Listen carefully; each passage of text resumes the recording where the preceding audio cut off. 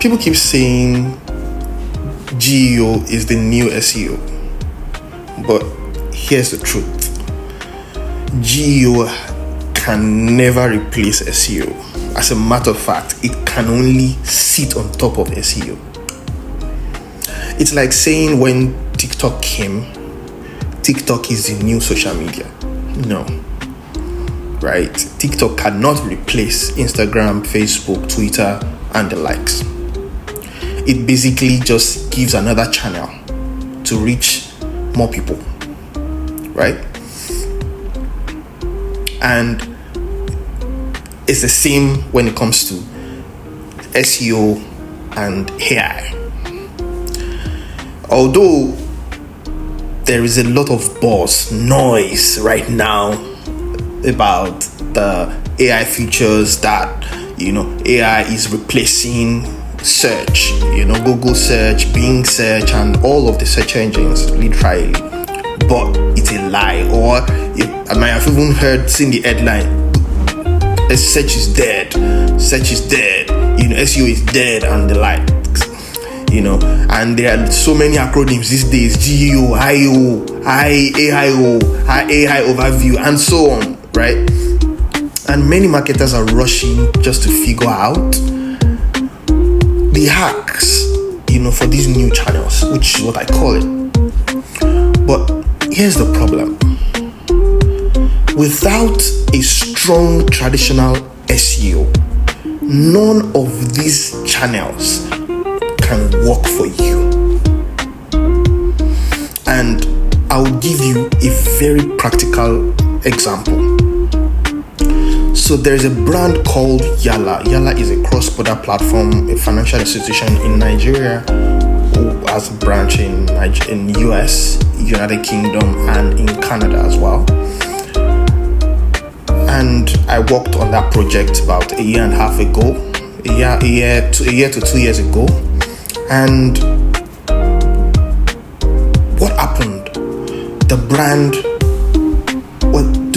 they're already in business. But when they tell their customers their name, the customer says, I don't know you. And then when their customers goes online to search for Yala, they don't find them.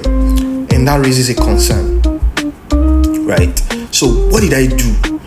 I literally did a thorough research, and then I found out that their website was built with Framer. And don't get me wrong, Framer is not wrong. Framer is used for quick stuff. As a matter of fact, Framer is a platform for designers. If you want to design a very sleek, intuitive, smart landing page, Framer is your go-to-go. But then do not rely on Framer as like if you want just quick MVP, Framer. But if you want to now scale, then you have to move away from Scrap, because there are limitations to the back end in terms of what you can do with SEO. As you want to implement schema, you want to write on JavaScript, you want to write, there are limits to things that you can do with Framer. And then all the conversations around trying to build them a new website is not going well, so I just moved on to the next thing, which is to build a blog for them, right? Building a blog for them requires that I gain access to their hosting platform, or they install what I need for me, but they couldn't do, so I just decided to request for the access. So I created the subdomain, which is blog.useyala.com. Useyala is their website, right? Useyala.com is their website. So I built a blog on a subdomain, blog.useyala.com. And then I designed the entire blog using their brand guide, their color, their font, and everything. As a matter of fact, I had their graphic designer to design how the blog should look, and then he designed it in Framer, and then I converted it into WordPress. Then having done that, then I come up with the architecture of the blog. What's the topmost thing? Then I followed, and the layers, and what will be the categories of the content that will be on there. Did a proper content mapping. Did a content map for the brand. What should be said, in what order it should be said, who are the primary target audience, who are the secondary target audience, what's the value that the brand is offering, what are the needs of their target audience. Then I worked with one of the finest content writer, Favor Ajileye. Shout out to you, Favor. She's an amazing writer. She wrote the content. If you go to blog.useyala.com, you would see she's the author of most of the articles on there, right? And we churned out not even up to 20 articles. I don't think it's up to 20 articles that we wrote, that we did for them, right? But then they were useful content to the user. Talking in terms of for customers who want options, they want alternatives for a particular thing that they do, right? So we basically targeted that, and then we created, thorough, helpful content. And for a brand who was struggling, in fact, it was not even showing anywhere, in the search, to start showing on Google on the first page, that's what can happen when you do thorough traditional SEO. Part of the things we did was to do content syndication. I haven't written some articles and published on the website. We wrote some other articles and syndicated the content. We also did link building, and indexed the website, started monitoring, doing more optimization, and in no time the brand started showing up in search, and now the brand is on the first page of Google, not just on the first page of Google, on number 2. Now, let me tell you the tricky part of it. The name that this brand uses is Yala. Their brand name is Yala. Now, their website is use.yala.com. Now, there is a cryptocurrency platform. There's a crypto brand that is called Yala.org. Very big, internationally known. And then there's also Yala, YALLA, Yala, that is listed on the stock exchange. I think United States Stock Exchange. Huge brand, right? And then there is now Yala. Yala is also a language in a local government in Nigeria.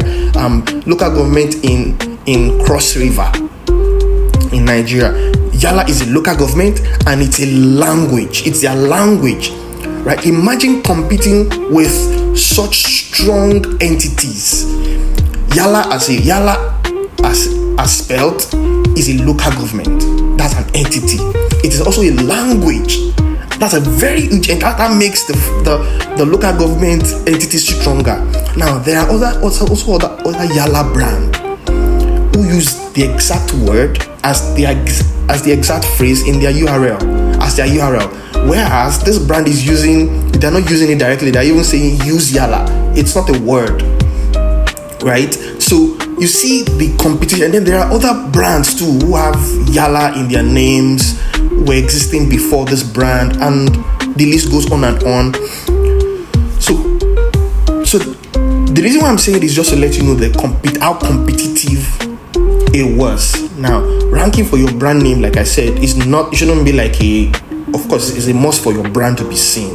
When people search for your branded keywords, they should find you. And when they search for your non-branded keywords, but then you should start from the known to the unknown, right? So we started from Yala, and then gradually we would eventually move to when we resume back the project, because the project has been paused for over a year now. So all I'm telling you right now is that what we did was done like almost a year ago, right? And it is still working. No, so don't get me wrong, sorry, the project kicked off last year, literally last year, not 2 years ago, last year, right? And so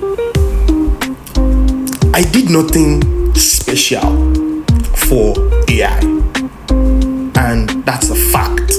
I did nothing special for AI, and yet, as you can see here, Google AI overview is referencing Yala, even on the list of all the words, all the entities that it could identify as Yala.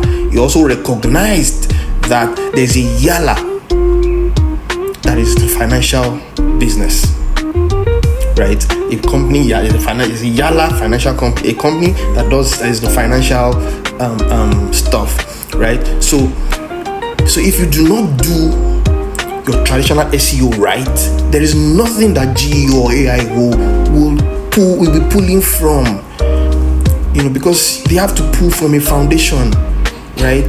Before you can start to do any external thing, right? So before you jump into the next big shining things, right? GEO, AI, or whatever acronym they use these days, make sure your traditional SEO is rock solid, because that's what feeds everything else, right? So if you find this video very useful, please follow me for more real SEO strategies that works, without the hypes. And if you like, comment and share this video. If you have some questions that you would like me to answer, please drop it in the comment section below. If you have something to add, please drop it in the comment section. If you have some minors, and I'll see you in the next video.